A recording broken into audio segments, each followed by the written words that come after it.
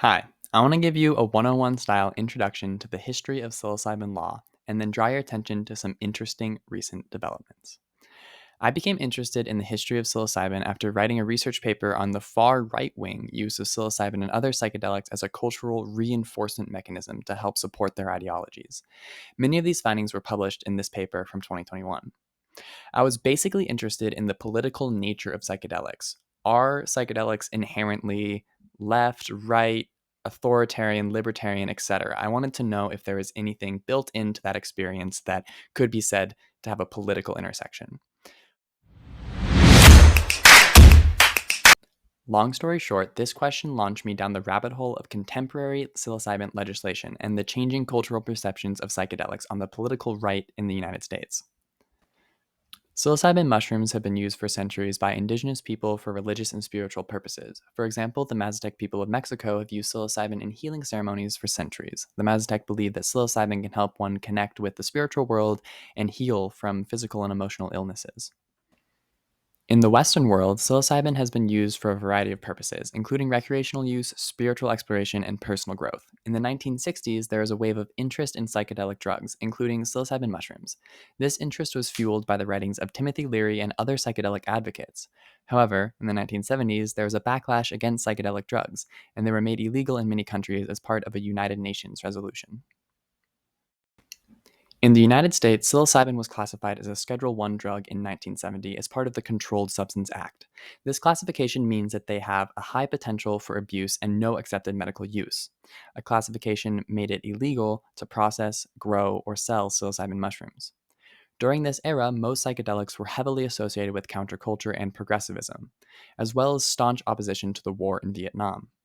It was this association that sparked the question I mentioned earlier, the political nature of psychedelics.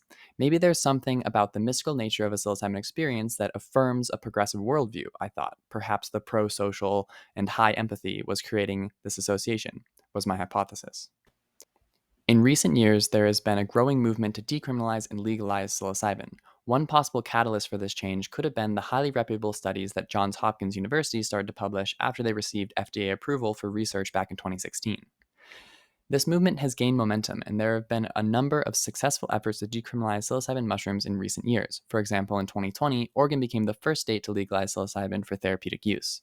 But interestingly, the movement to decriminalize therapeutic uses is bipartisan now, unlike back in the 60s.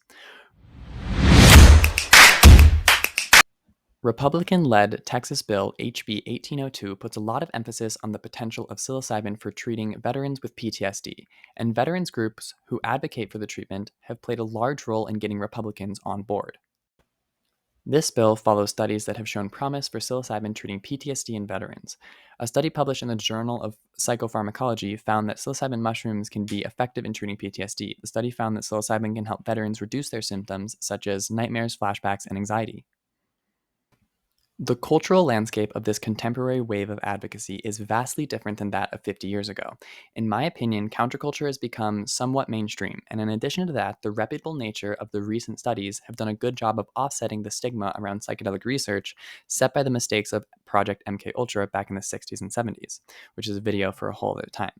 The combination of these factors have led to promising successes, and although the future of psilocybin is uncertain, you can see all the places where there is active legislation to decriminalize the substances in some fashion in light blue on this map, and that's a lot of advocacy. Now, you may be wondering if I ever answered my question about the political nature of psychedelics. Well, it's complicated, so let me explain. There is a lot of evidence to show that a psychedelic experience can reaffirm an individual's worldview by lending a sense of credibility and meaning to the world as you already perceive it. This is why there is such an intriguing culture around psychedelics in the far right wing circles, all the way back to Hitler taking MDMA. However, there is an aspect of psilocybin that has shown something to do with breaking down hierarchies. The science is not conclusive, so stay with me and I'll try to explain what I mean. The way that I understand it, psilocybin breaks down the sense of authority behind hierarchies in the world. I'm talking about everything from a hierarchy like the patriarchy or governance, but also the top down hierarchy in the brain. It is well known by now that psilocybin creates neuroplasticity, or the brain's ability to change its cell infrastructure and create new understandings and ways of thinking. Another way the substance makes your brain more neuroplastic is by increasing the connection between the inner or lower part of the brain and your outer or upper part of the brain. For your inner brain, think your memories in your hippocampus or intense feelings of primal love and fear from your amygdala or lizard brain. The activation of the memory system in the lower brain, the hippocampus, is important for the efficacy related to PTSD treatment that I talked about earlier. Think about sheltering memories inside the hippocampus. Psilocybin will create more connection in that part of the brain, and you'll be able to process those memories. Your outer brain, or neocortex, processes complex thoughts like worldviews and ideologies, for example. You might already be getting ahead of me and seeing the connection to political ideology that I'm getting to.